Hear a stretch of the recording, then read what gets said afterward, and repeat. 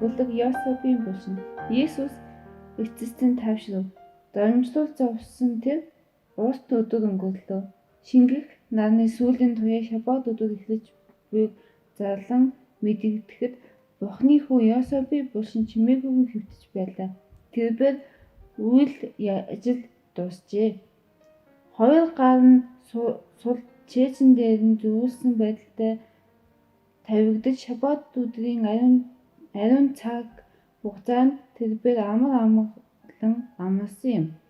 Эхэнд Бурхан хүү хоёр газар дээр бүтээх ажлаа дуусгаад шаббатад амласан эзэн тэнгэр газар болон бүх бүтээлүүдийг бүтээж дуусаад бүтээсэн бүхнийг хараад баярлан хөөсөн билээ.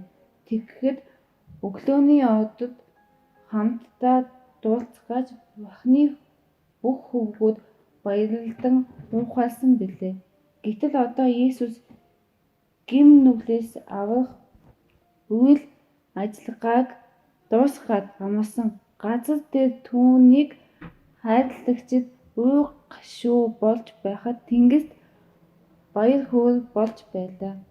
Тэнгэрийн бүтээлүүдийн өмнө ямар сайхан ирээдүйн амлалт харагдаж байсан гэж санана. Тэд Христийг гүйцэтгэсэн ажлын үр дүнд гим нүглээс аврагдсан шинээр бүтээгдсэн хүн төрлөختөнд гим нүглийг ялан дээснээ дахин хизээж уналтанд өртөхгүй болохыг Бурхан болон Тэнгэр элчүүд олж харсан. Энэ баяртай үйл явдал Есүсийн амласан өдөртэй үрд холбогддог. Учир нь түүний үйлс нь төгс төгөлдөр бөгөөд Тэнгэр эзний хийж буй бүхэн энэ үрд мөнхөд үлдэнэ.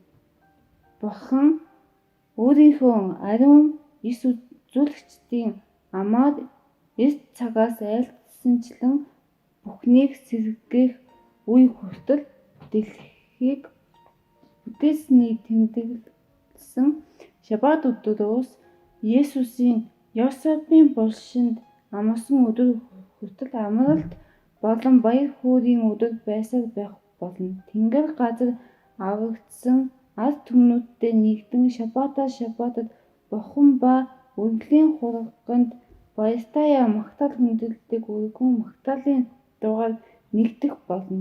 Есүсийг цовдлуулсан өдрийн сүүлийн үйл явдлууд нь ис үзүүлэг биелэлээ олсны шинэхэн нотолгой болсон бөгөөд Христийн бурханлаг байдлыг дахин шинжлэн гэрчилсэн загалмайг бүрхсэн харанхуй сарниж аврагчийн амьсгал тасрахаас өмнө тавьсан ойр дуутай зэрэгцэн түүнийг үнэхээр Бурхны хүү юм гэж хүлээн зөвшөөрсөн өөр нэгэн дуу сонсогдсон.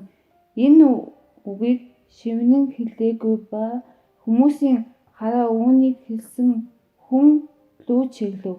Энэ үгийг хэлсэн хүн нь хэн байв? Энэ хүн Ромын зуутын дарга байжээ.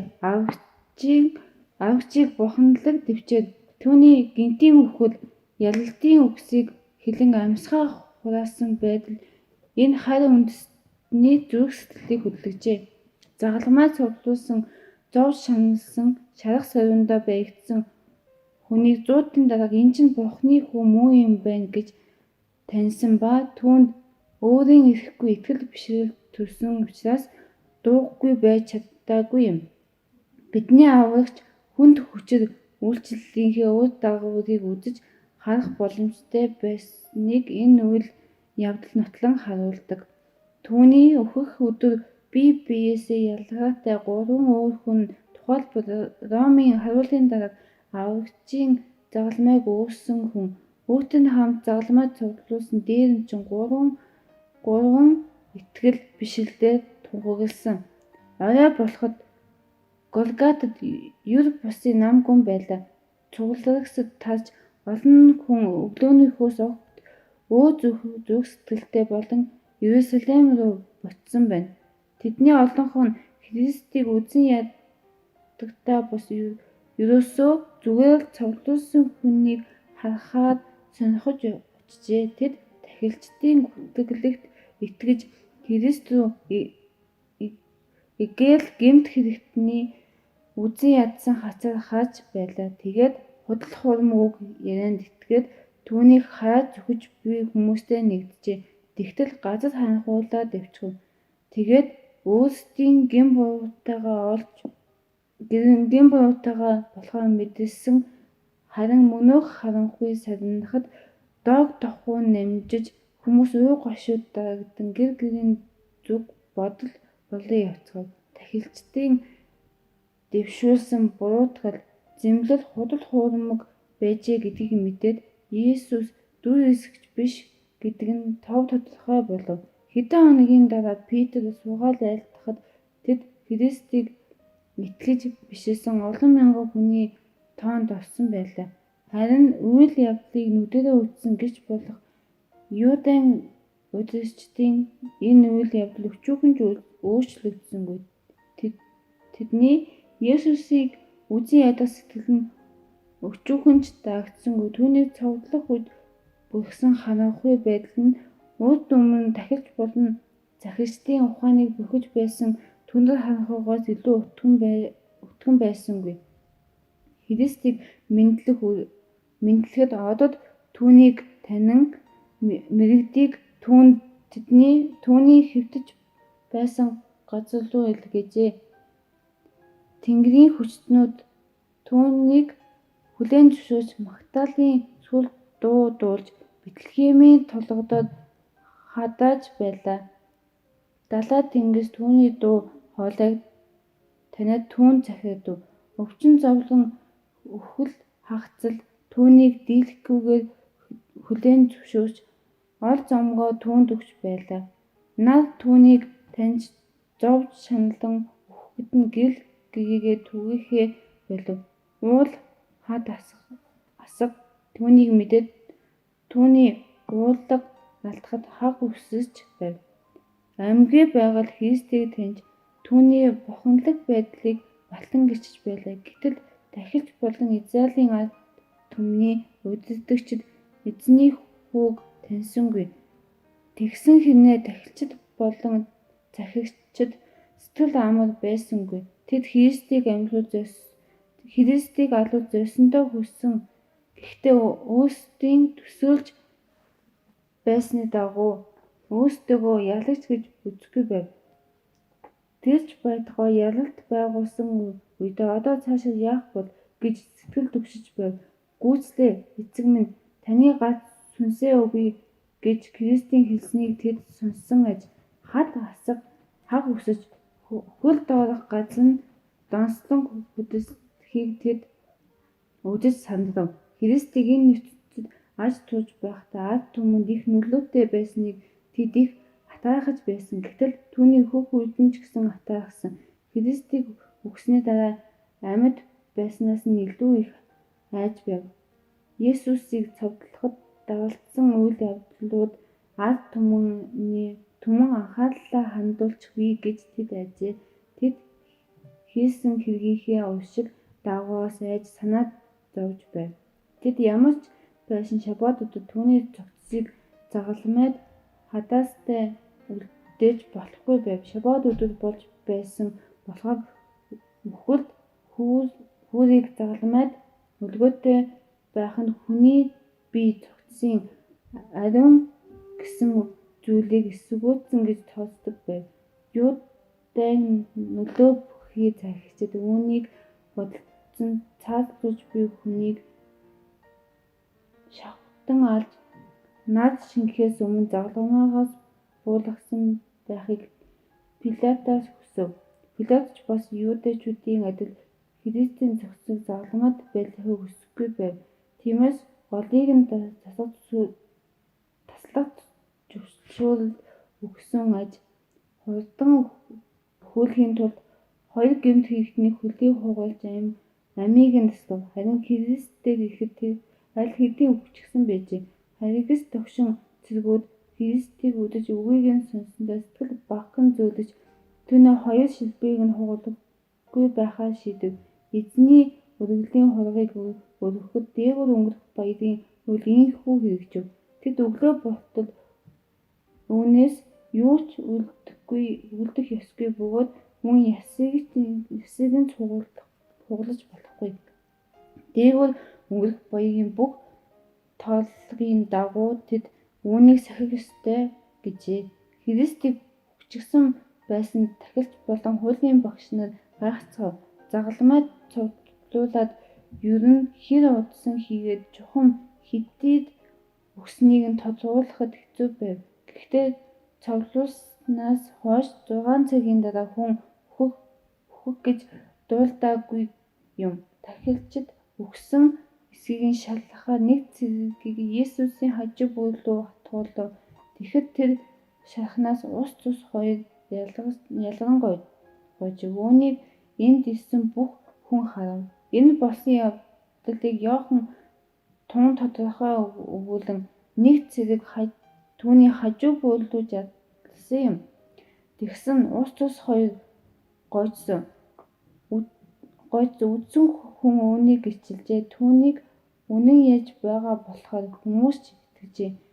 Ийм явдал болсон ч бичээст өгүүлсэн зүйл биелэж байгаа нь тэр юм. Бичээст тэмдэглээд түүний ясан үүрэхгүй гэсэн бөгөөд бас нэг газар хатгуулсан тэр хүний хүмүүст үзнэ гэж Есүсийг дахин амьлсны дараа тахилчид хийгээд захирагчид Христ загалмай цуглуулад ухаан алдсанаас болохоос биш үхээгүй юм байна. Дараа нь сэжжээ гэж цуу тарав. Мөн загалмайд жинхэнэ мах биштэй цогцос бус харин цогцруулсан зүйлийг аваачид тавьсан гэж хүртэл ярьжээ. Гэтэл Ромын цэргүүд үйлдэл эдгээр үгс худал болохыг гэрчилжээ. Тэд түүний нэгэнд өгсөн болохоор шилбэг нь хугалаагүй. Тахилчид өгснийг нь баталгаажуулан үзүүлэхийн тулд Христийн хажуу бүр рүү жадлан тэрбээр амь голтой байсан бол энэ шархнаас болж шууд үхэх байсан. Гэтэл Есүс жадны шархнаас юм уу загалмай цуглуулснаас болж үхээгүй юм. Тэрбээр хүүхдээ чанга хашгиран нас барсан бөгөөд хажуу бөөнөөс нь ус цус гасан сэтгэлийн зовлонгоос болж түүний зүрхэнд дэлбэснийг харуулж байна. Тэрбээр дэлхий гэм нүглээс аврахын тулд ийхүү нас барсан.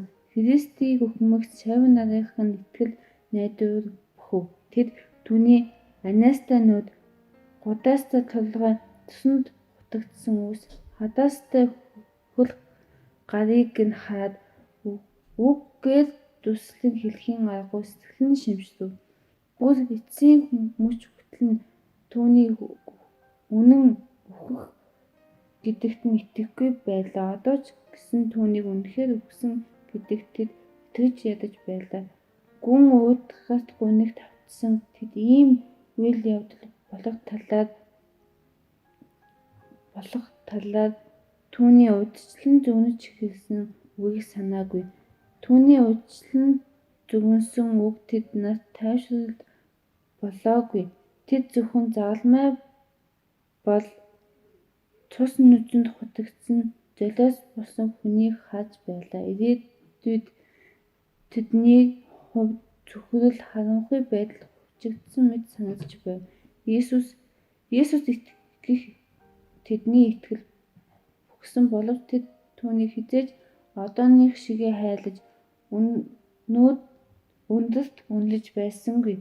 Бас түүний газарт бууж ирэхийг өнөөдрийнх шиг ихээр хүсэж түүгээр гачигдаж байгаагаа мэдэж байсангүй. Христ үхсэн боловч түүний цогцос дагалдагч нарын хувьд их нандин байв. Тэд багшийнхаа хийхэн хүндрэлтэй оршуулгыг хүсжээ. Гэвч үүнийг яаж хийхээ мэдэхгүй байв.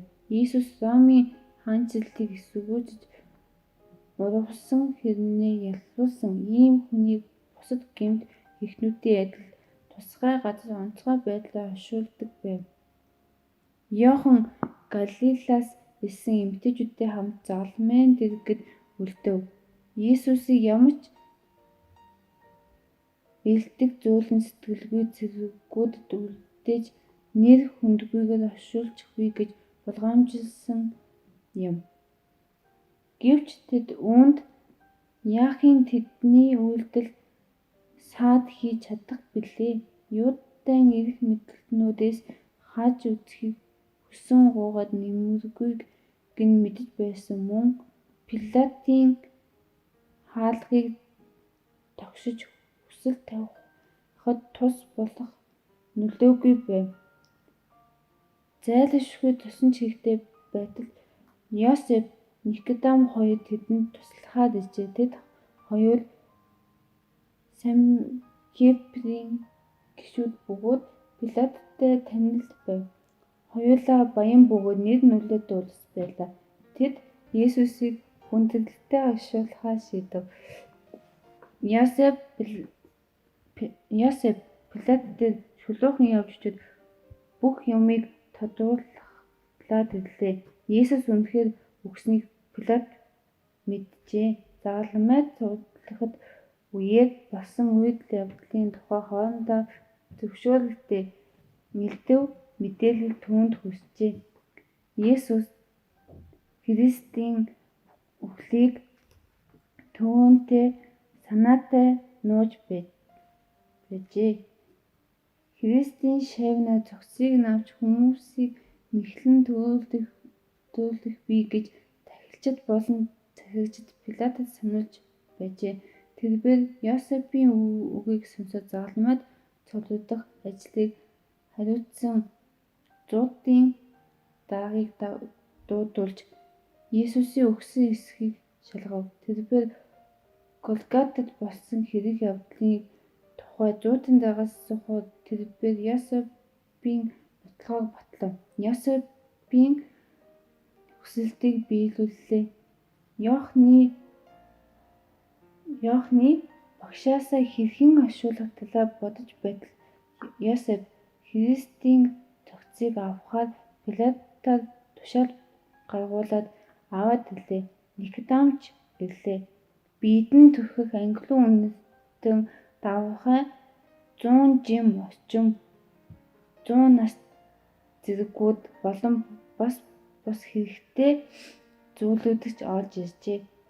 Иерусалимын хамгийн хүндтэй хүмүүс өгсөн хойно ийм нэр хүндтэйгээр алсын замдаа өдүүлэх нь хувь дутуу буй зай. Дагалдагчид хөрөнгө ихтэй удирдагчид тэд нартай адил эзнийг оршуулахаар хүсэж байгаагаа олж мэдээд гайхсан. Аврагчийг амьд сэрүүн тунгалаг ахуйд нь Йосеф Никодем хоёрын аль нь түүнийг ил тод хүлээн зөвшөөрдөггүй байжээ. Одоо тэднийг энэ явдалд олдсоных төлөө Санхедрийн гишүүнээс зайлуулж болох боловч тэд өөрсдийн нэр нөлөөгөө ашиглан Есүсийг хамгаалж болно гэж найдажээ. Энэ хоёр үүнийгээ бүтнэ гэж нэг хэсэгтээ бодож байв. Гэтэл хаа санаад тахилчид тэднийг Есүст талтай хандахыг үзээд бүх төлөвлөгөөгөө нурааж орхив. Тэднийг байхгүйд Есүсийг ялаж цогдлон алжээ. Одоо түүнийг өгсөн хойно тэд түүнд татагдаж байснаа ерөөсөө нууж хаахаа болжээ. Дагалдагчид Есүсийг дагадаг гэж ил тодор хүлээн зөвшөөрөхөөс айж эмээж байхад Йосеф, Никодем хоёр тэд нарт туслахаар өөрсдөө ирж энэ үеэр хоёр ийм баян бөгөөд хүндтэй хүмүүсийн тус дэм тун хэрэгтэй байв. Тэд нас барсан багшийнхаа төлөө ядуу зүүдүү шав нарийнхан хийж үл хүчрэх зүйлүүдийг хийж амжууллаа. Энэ хоёр хүний нэр нөлөө нь Есүсийн шавь нарийн дахилч нар болон захирагчдын занал хийлгээс хаацалж байлаа. Тэд Есүсийг загалмайнаас нь өөрсдийн гараар зөөлөн буулгаж авав. Түүний цэцэрлэгдэн шарах сорив болон цогцсыг үзэж бүгд сэтгэл шимсэн уйлцгаж Голготаас холгүй хадан тогсон шинэ бунхан байжээ. Ясаад түүнийг уг нь өөртөө бэлдсэн юмсан ч гэтэл одоо Есүс зориулахаа шийдэв. Цогцсыг Никодемын авчирсан майланг бүс даавуугаар эвтэйхэн ургаж аврагчийг булсанд нь хийв. 3 шавь нь атиж бүтээсэн гар 2 хөлийг нь тэгшилж цорхой алгатай 2 гарыг нь амьсгалгүй цээжин дээр нь тавив. Хайд багшийнхаа цогцсыг бунханд оршуулахдаа хэрэгтэй бүхнийг үйлдэж дуталгүй хийхийн тулд Галилеас исэн эмэгтэйчүүд ирж тэд түүнд чулуун бунхантай ам түгшүүлэн тавьж аврагчийг нөгөө талд нь үлдээхийг ажиглан хаасан хүүхнүүд загалмайн дэргэдээс болон булснаас хамгийн сүүлд таржээ. Өдийн бүрий өтрөх агуйд Магдалийн Мария болон бусад эмэгтэйчүүд гашуун нулимс урсгаж эзнийг нойрсуулсан газрын дэргэдээс холдож чадахгүй зогссоод байв. Тэд амралтын өдөр тул тушаал ёсоор амрав.